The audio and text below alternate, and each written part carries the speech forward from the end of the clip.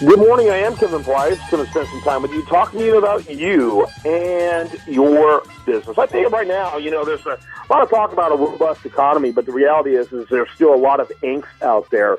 The Federal Reserve talking about some of the lowest growth we've seen in years. Annual growth for 2014 is expected to only be around 2%. That's typically recession-level growth. They're projecting now 2015 to be 2 to 3%. So the reality is that, if businesses are going to want to figure out how to fatten that bottom line, they're going to have to look at things other than profits to do so. And that's exactly why I bring on Jason Smith. He is with a company called OperatingCosts.com. That's OperatingCosts.com. I still have no idea how you got a name like that. That's a great name, Jason. And Jason's a regular contributor on The Price of Business. I have personally endorsed his program, have even brought, and am in the process of bringing personal friends and clients to him because I believe in what he's doing. And I'm really delighted that he has this service that he's making available to people at literally no cost unless he saves you money. And so it's like, shame on you for not choosing to do this. And so Jason is always glad to have you on the program. Thank you very much for having me on. And yes, you're absolutely right. Our business model is such that we only charge our clients once they get profits, once they get money onto their bottom line, and they're making money. Yeah. If you can't quantify it, then they're not. Then operating costs aren't making a penny. That is correct. That is correct. One of the process steps that we have is we go into a client each month and we audit their savings. So we literally itemize it line by line and give the CFO and the CEO and the owner a line-by-line report that shows all the savings they've made and the increased profits that they have as a consequence. I love it. Shame on any business owner who doesn't do it. But it's not for every business owner. We do want to mention that. Really, you kind of have to have enough spending going on in order to justify this kind of due diligence and this kind of processes and that type of thing, don't you?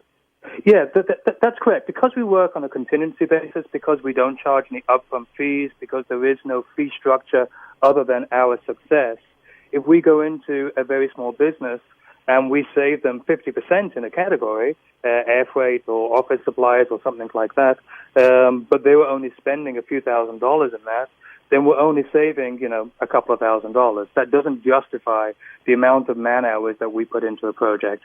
That's the only reason that we generally have minimums of $10 or $20 million annual revenue that the company is bringing in.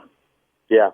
Yep. And so I say it's a no-brainer, what I think. And so if you've got that 10 million plus, how big does it get in terms of the amount of revenue that your clients have? Generally speaking, the maximum that we look at is about $1 billion. And the only reason that is because when you start getting into those Fortune 100 companies, those multi-billion-dollar organizations, they have people like us on staff. They're spending millions of dollars a year with our types of experts and with our type of processes. They already have that huge buying power. It's the huge buying power that we send to our new clients. We aggregate all of our clients' spending together. So even though you may only spend $50,000 or $100,000 on office supplies or something like that, we put all of our clients together, and when we put them all together, we're getting the buying power of millions and millions of dollars. Yeah, absolutely. I think it's fantastic what you're doing. I love it and admire it greatly. And the mega corporations, Fortune 100, they're already spending millions to save tens of millions. And so, if anything, you would be redundant in a way that isn't that good. Redundancy is kind of good these days, but that would be a way not so good. But up to $1 billion, by all means. And so, by all means, I hope the listener hears that and checks it out.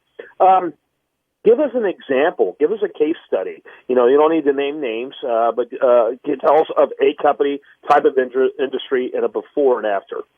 All right. Well, we're working on a couple of clients just now. You were mentioning the Fed earlier. We are actually working with a regional bank. They have around 30 branches across the United States, so a very small, privately owned bank. We dealt with their head office, and the primary way that we saved them $175,000, of which 64,000 of that alone was just in office supplies. So all of their members of staff, we reduced their office supply costs by $64,000. We saved them $37,000 on statement processing, another $25,000 on printing, another $21,000 on check printing, and then I think it was $11,500 on express mail. So these are things that generally slip between the cracks, that nobody is particularly paying any attention to, but you add it all up and it's $175,000. That's $175,000 of profit. That is impressive.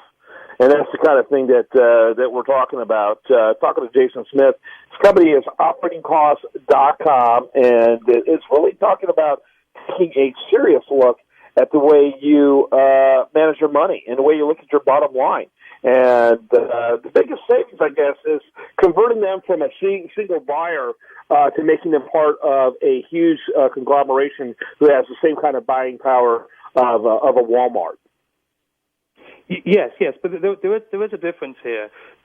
Our clients continue to negotiate directly with their suppliers. They continue to buy directly from their suppliers. And most importantly, they continue to pay their suppliers direct. Quite frequently, 50% or more, whatever supplier they were previously using, they'll carry on using. So the same delivery man that comes and delivers those widgets to them every Monday morning will probably be exactly the same guy that comes. The only difference being they're paying less. Gotta love it. I think it's a great idea. I encourage the listener to check out operatingcosts.com. That's a plural on the end for cost. Operatingcosts.com. Jason Smith, our guest. Learn more. Check it out over there at operatingcosts.com. You're going to be hearing Jason regularly. We're also going to be chatting with people he likes, the businesses he likes as well. I look forward to those interviews, Jason. All right, thank you very much. All right, when we come back, much more for you. Do want to remind you, best content here shows up over there at usdealerreview.com. Also want to remind you that several great articles by Dan Abadi over there from Robotathon at priceofbusiness.com. Make sure you check out the great work he's got going over there. Great articles by Daniel Chan, Stephen Silk, and Jason Wolf on very important aspects of growing your business. And so check that out and more over there at priceofbusiness.com. You're listening to that program right here on Business Talk 1110.